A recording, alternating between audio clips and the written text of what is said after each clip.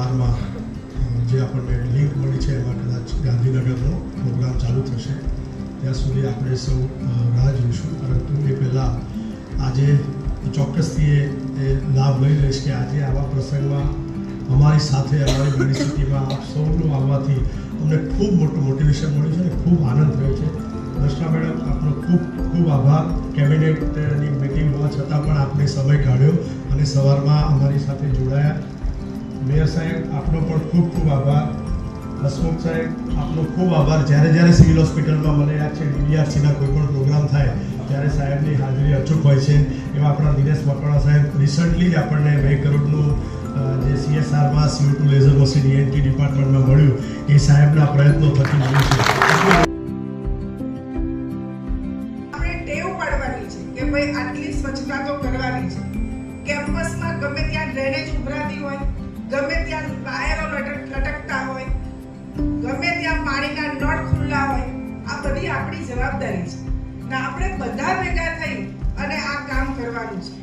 કારણ કે સરકાર માત્ર એકલા ને એકલા કોઈ અભિયાન અઠવાડિયાનું આપે તો અઠવાડિયા સુધી આપણે અભિયાનમાં જોડાઈએ. નમો સ્વચ્છતા અભિયાન સઘન સાપ્તાહિક સ્વચ્છતા ઝુંબેશ 1 થી 7 જુલાઈ 2026 માનનીય મુખ્યમંત્રી શ્રી ભૂપેન્દ્રભાઈ પટેલના માર્ગદર્શન હેઠળ આજથી રાજ્યવ્યાપી ભવ્ય શુભારંભ. અમદાવાદ સિવિલ હોસ્પિટલ ખાતે જિલ્લા કક્ષાનો કાર્યક્રમ. સિવિલ સુપ્રિન્ટેન્ડન્ટ ડો. રાકેશ જોશીના નેજા હેઠળ યોજાયેલા કાર્યક્રમમાં પ્રેરણાદાયી ઉપસ્થિતિ. મુખ્ય અતિથિ શ્રીમતી દર્શનાબેન વાઘેલા, માનનીય શહેરી વિકાસ મંત્રી. શ્રી દિનેશભાઈ મકવાણા, માનનીય સાંસદ. શ્રી હિતેશભાઈ, માનનીય મેયર.